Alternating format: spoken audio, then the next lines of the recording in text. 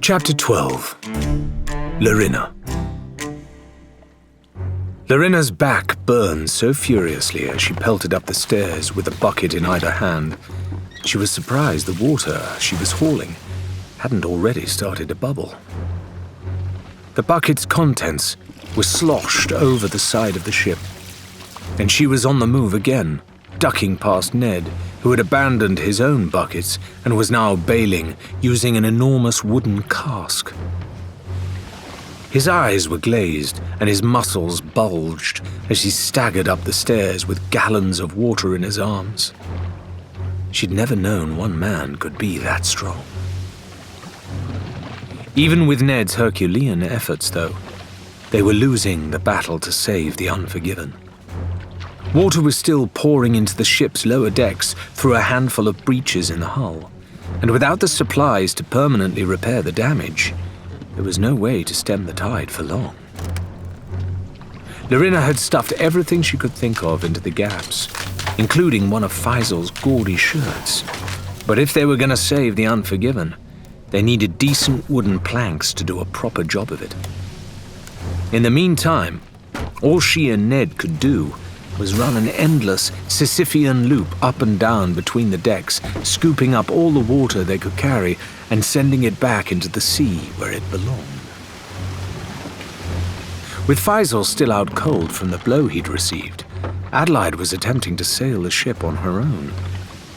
She was clinging grimly to the helm, trying to avoid contact with the larger waves that would send yet more water into the hold and hasten their demise. She hadn't said where they were heading, and although Larinna was vaguely aware of some high cliffs coming into view, she was too focused on bailing to care much about their destination. Once again, she staggered below to where the water was waiting to meet her, filling up her buckets to their brims before hauling them up to the deck, again and again and again.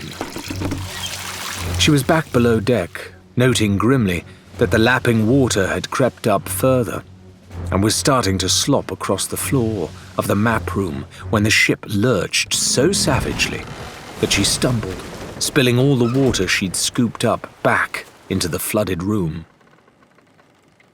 Recovering herself and swearing, Larinna scrambled to refill them, wondering if Adelaide had beached the ship deliberately.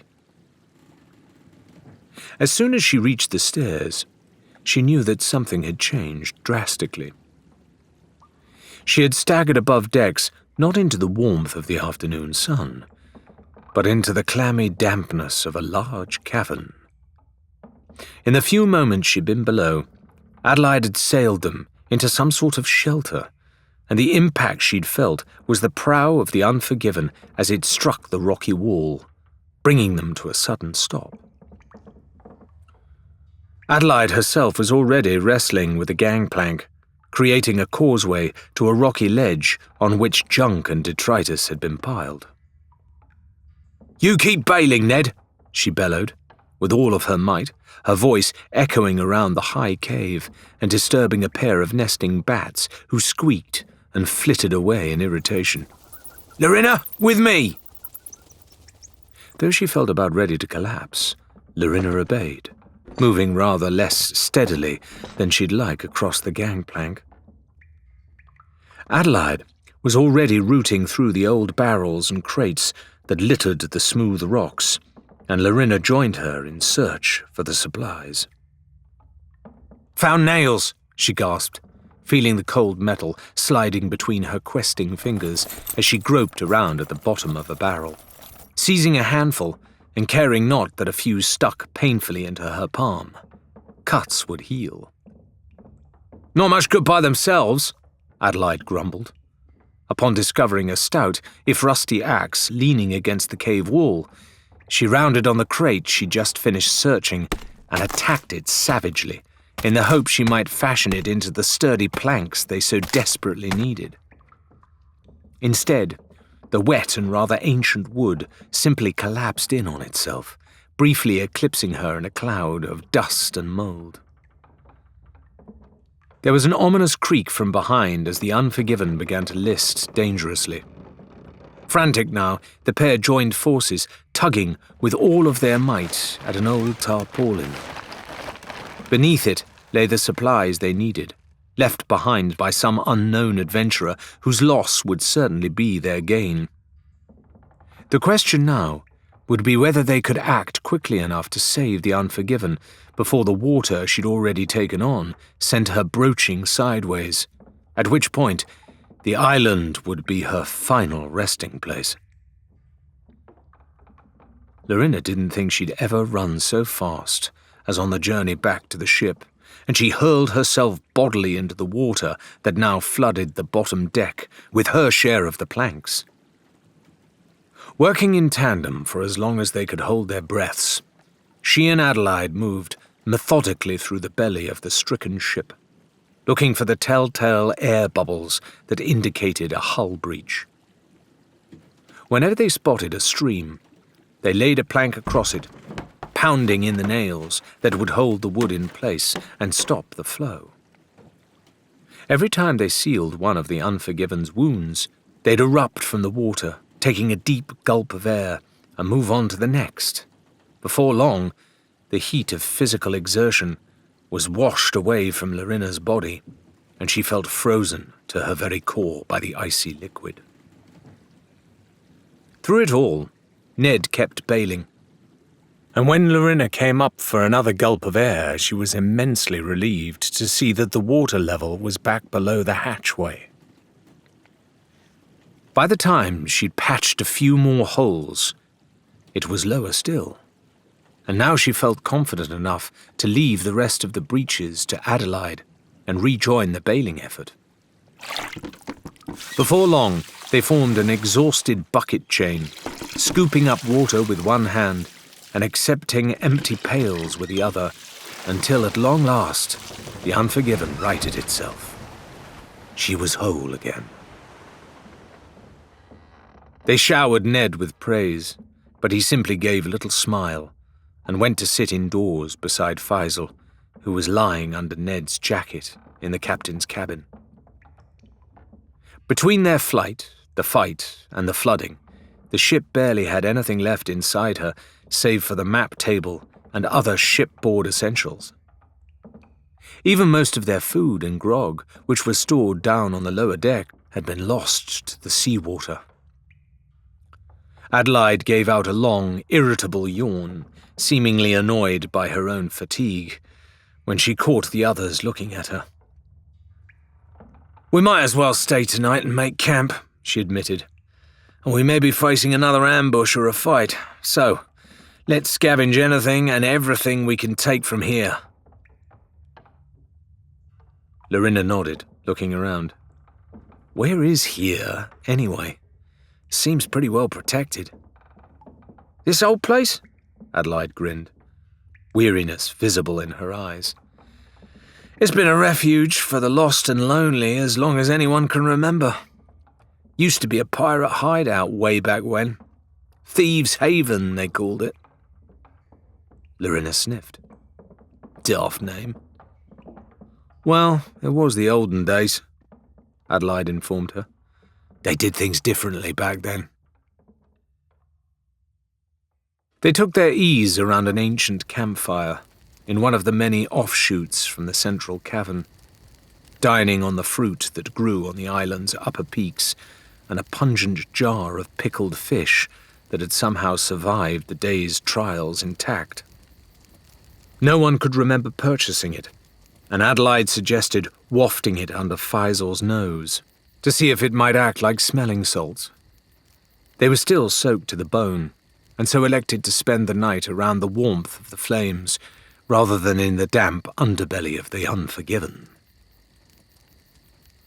"I remember the first time I found this place," Adelaide commented, her voice unnaturally nasally, as she gulped down one of the fish with her nose pinched tightly shut.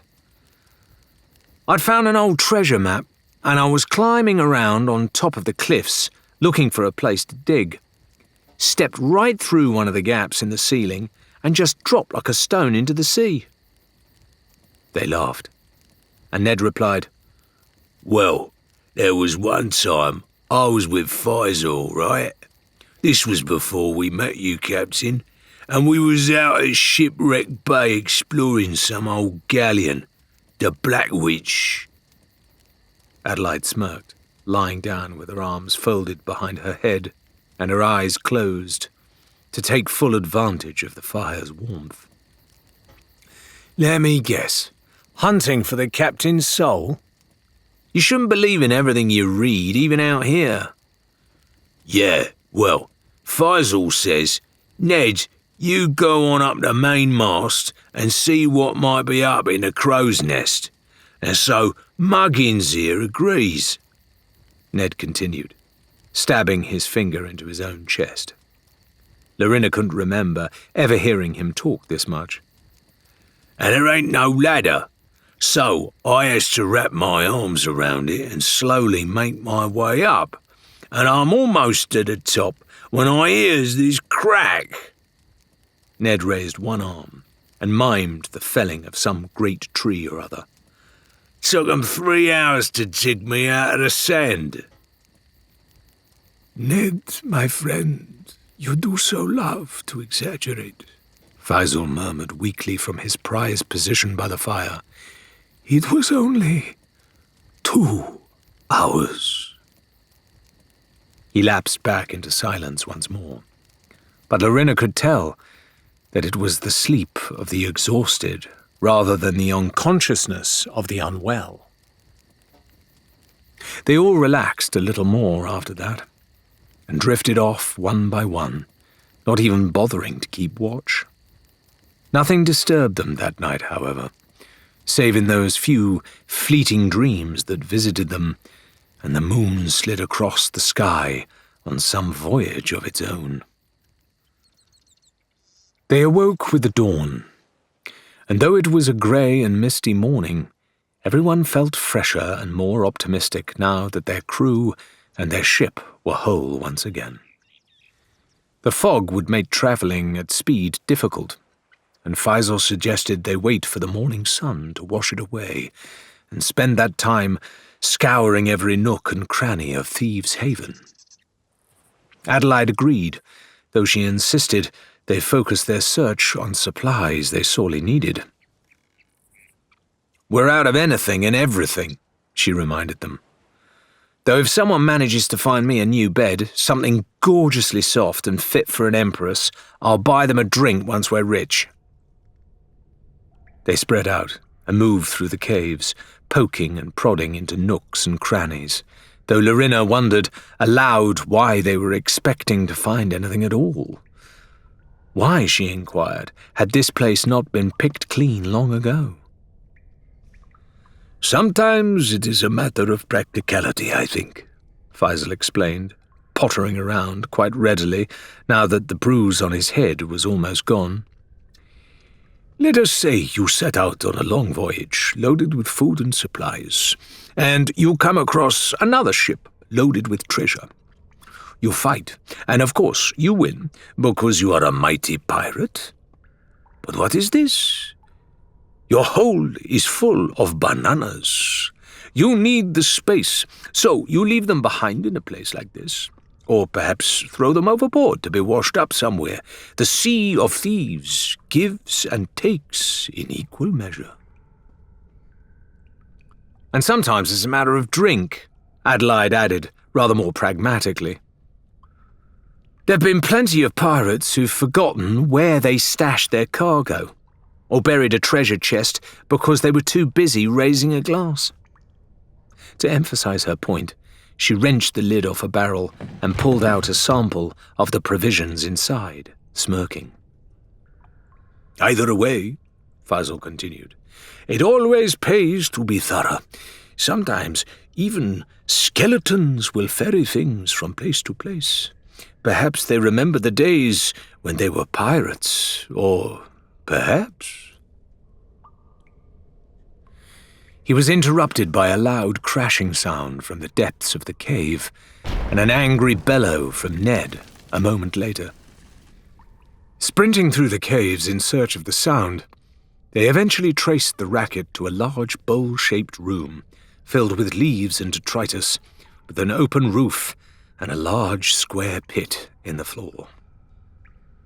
There was a grunt, and Ned squeezed himself back through, covered in a thick layer of dust.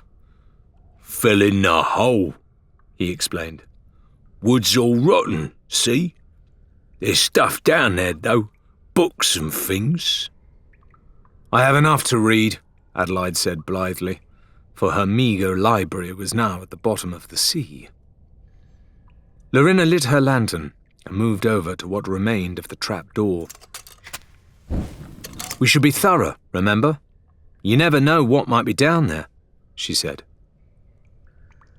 There was a rope ladder leading into the chamber below. She could see. But time and woodworm had taken their toll, and it looked as rotten as the trapdoor itself had been. Instead, she procured a length of abandoned guide rope she'd spotted during their search, tied several sizable knots in it, and secured it against a large stone pillar. The knots provided small but viable handholds, and Larinna was able to climb deftly down into the hole. Much to her surprise, Faisal joined her a moment later.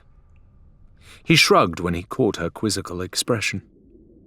"This is more interesting than loading up the ship, yes?" He picked up a pile of parchments at random and began to peer at them by the light of the lantern. "Some of these are old, I think. Very old indeed." "Ha!" Larinna started slightly at his bark of laughter. "What's so funny?" she demanded, moving deeper into the little room and peeking into boxes to examine their contents. "Listen to this." Faisal cleared his throat and began, somewhat haltingly, to read the unfamiliar scrawl. "New cannon design was a success. Metal from cursed objects seems to keep its special properties and can be used as barrel. M helped lots, but still had to coat with 2 layers of primer. Should be able to handle even larger pirates. Hope to see design made popular. Will sell to shipwright for high price." He looked up at Larinna, his eyes twinkling with mischief. "I think this was an inventor's workshop or something very much like it, and of course his designs did indeed become popular in time. What a tinkerer he must have been." Larinna was still puzzling over Faisal's words. "Are you saying he invented magical cannons that could fit pirates?" she said, incredulously. "And you lot launch yourselves out of them?" "Of course not," Faisal said reproachfully. "That would be foolish." Larinna flushed. "Well, that's what I thought. It is much better to get someone else to launch you, if possible, so that they can aim." "Yes, but..." Larinna raised her hands in an exasperated gesture. "Doesn't it hurt?" "Only if you miss. Now, these," Faisal exclaimed, pulling away a large waterproof sheet and examining the weapons underneath it. "These could be worth getting excited about, perhaps."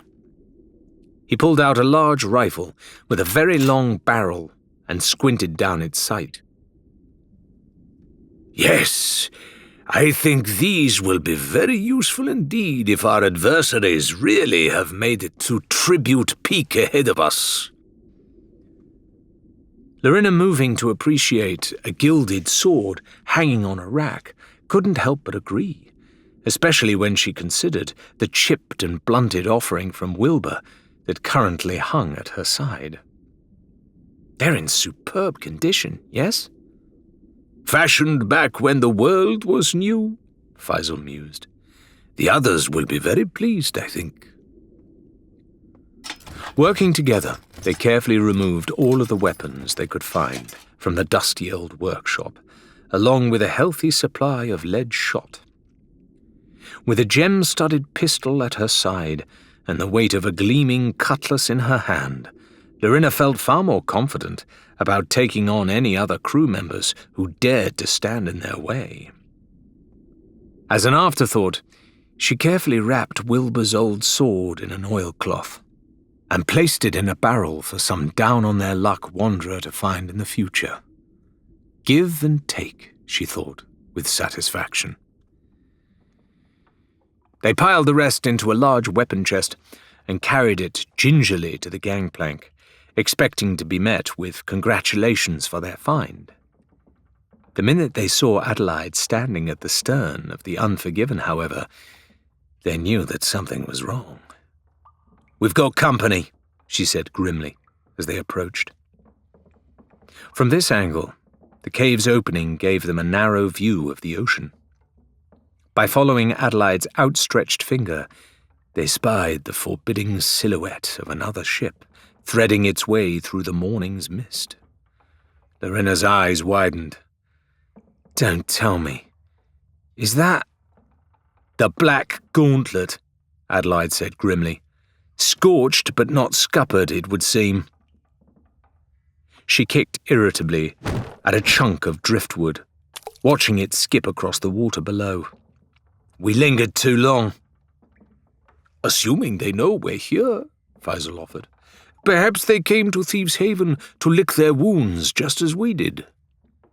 Adelaide shook her head. "They'd likely have sailed straight inside if that was the case. Instead, they've been circling. No, they've got us trapped, and they know it. We'll have to—" "Ned, no!" The cry rang out with such ferocity that Ned actually jumped, poking his head up above the deck as Faisal tore across the gangplank and snatched at whatever he was carrying. He held it at arm's length as he carried it well away from the Unforgiven, moving with such caution that the box might as well have been a fizzing powder keg. Larinna couldn't quite understand the reason for his alarm, though, for what he'd confiscated seemed to be just another treasure chest, albeit one with a very unusual design on its lid.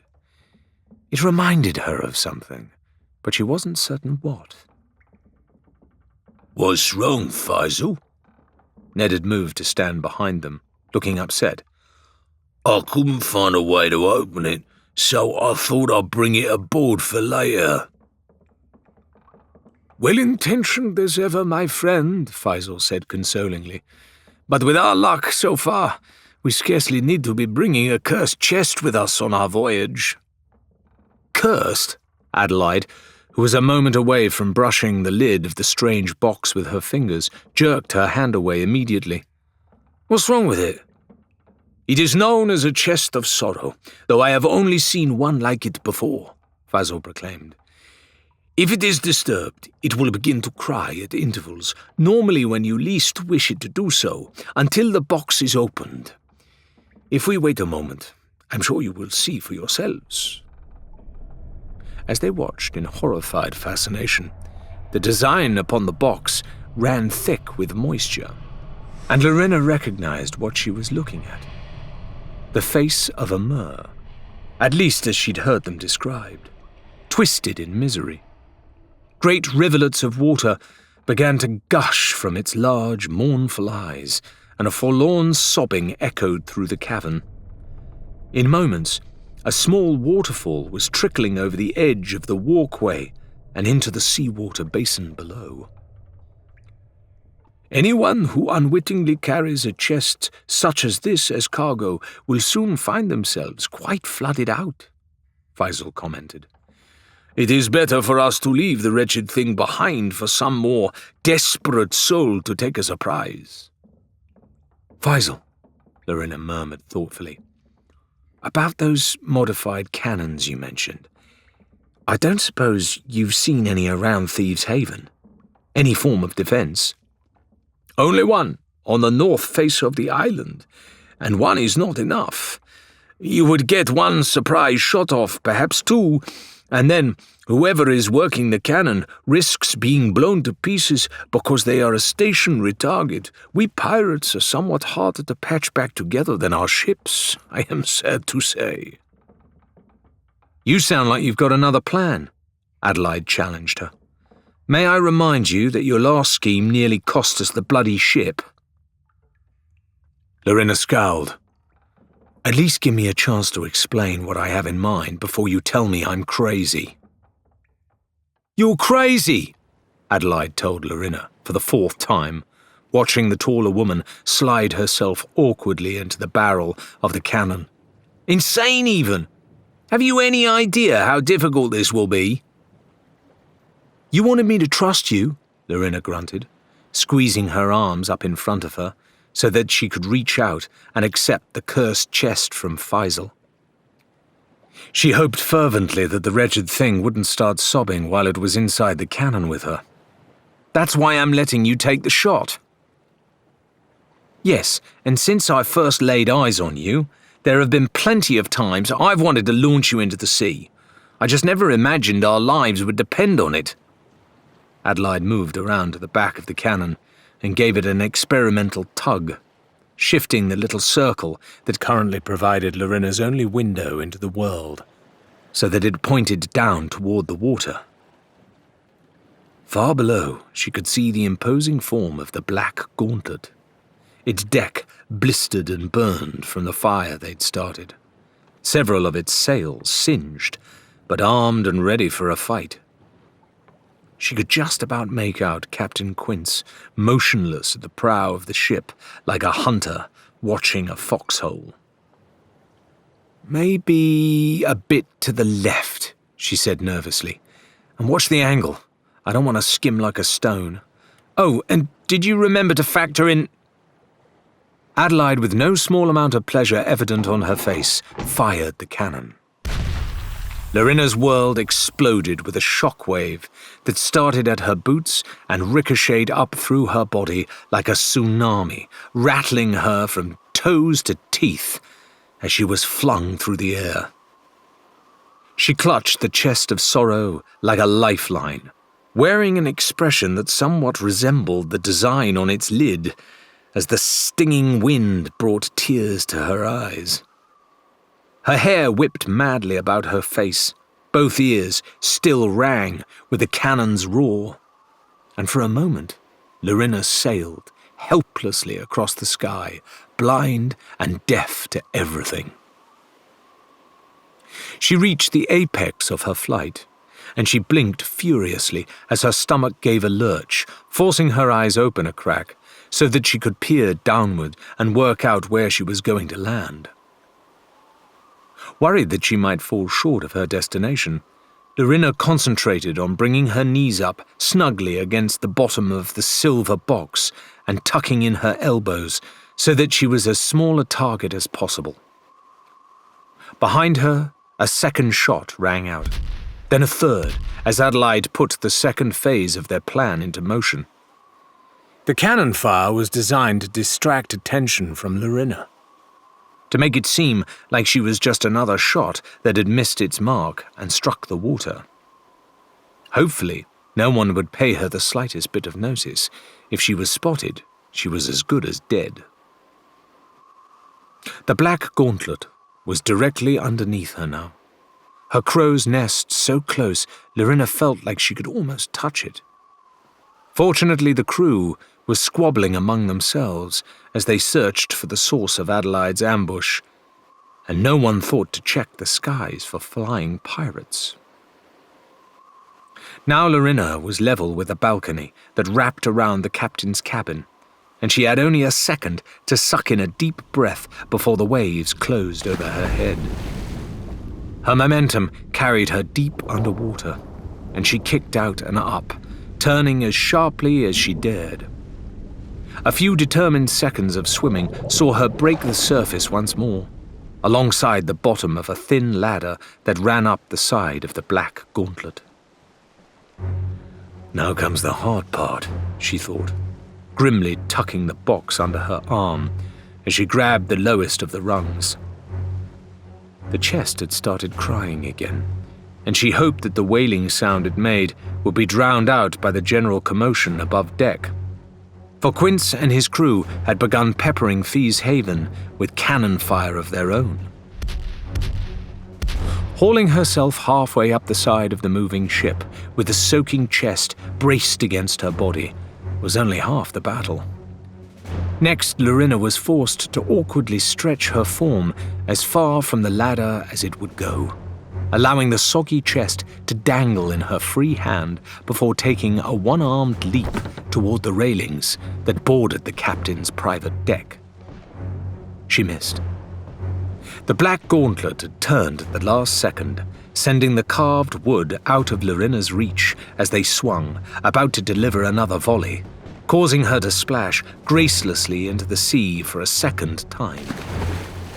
Spluttering and swearing under her breath, Larinna was forced to climb the ladder once more. She was all too aware that sooner or later, someone was bound to peer over the side and spot her clinging to the ship like an unwanted barnacle to be disposed of. Her second attempt to leap from the ladder to the railings, powered largely by a rising sense of panic, was more successful. Her outstretched fingers wrapped around a handhold, and Larinna swung herself forward, using her motion to toss the cursed chest aboard. It fell onto the balcony with a dull thud, and she followed it, hooking her legs around the banisters so that she could topple onto the polished wooden planks on which the ship's captain might normally stand to enjoy the view. Not the most elegant way to board a ship, Larinna considered, hoping that the others weren't watching her through a spyglass. She allowed herself a moment to catch her breath, keeping low against the polished wood, then tried the little side door that led to the captain's cabin from the balcony. Not only was the door open to the cool sea air, but the key was still in the lock. For Quince's hubris had blinded him to the possibility that anyone might dare sneak aboard his beloved vessel, and she was able to sidle easily inside. As she'd expected, the level of opulence in the room was almost obscene. A thick carpet and numerous works of art added splashes of vivid color to the room, while feather pillows and silken sheets served to muffle her footsteps. She longed to steal a trinket or two, as a memento, but she knew she had work to do, and little time in which to do it. Dragging the captain's heavy desk up against the door that led to the main deck to block the entrance, she wedged the chest of sorrow beneath it. As if on cue, it had begun to sob furiously once again, and she hoped the black gauntlet's cannons were loud enough to muffle the sound. Larinna returned to the balcony, this time locking the cabin side door for good measure, in case any of the crew attempted to break into the cabin the same way she herself had, and consigned the key to the bottom of the ocean floor. She cast one final look through the windows, noting with satisfaction that the room was already partially flooded. Before long, she knew the water would find its way through cracks and rivulets in the floor, dripping down and flooding the unheeded lower decks, while the crew was struggling with the cannons above. She dove overboard, then, staying far below the surface of the waves and out of sight, until she was back at the entrance of Thieves Haven. As she'd hoped, Ned and the others had finished their preparations and were waiting to cast off, the grin on Larinna's face telling them everything they needed to know about the success of her plan. As the Unforgiven's prow slid into the sunlight and the sails began to billow, her crew got a good look at the black gauntlet. She was drifting nearby and listing dangerously, her cannons silent as the crew splashed around inside her in search of a hull breach they'd never find. Only Captain Quince seemed to have guessed the true nature of the subterfuge, for he was slamming his stout form repeatedly and uselessly against the door of his cabin, crimson with exertion and fury. Adelaide's crew favored Quince with a mocking salute as they passed, and each of them raised a tankard of grog, drinking cheerfully in a toast to his vessel's demise. If looks could kill, Quince's expression as salt water began to slosh into his boots would surely have blown them all to smithereens. They savored his rage until the black gauntlet dropped out of sight, lost beneath the crest of a wave, and the sea belonged to them once more.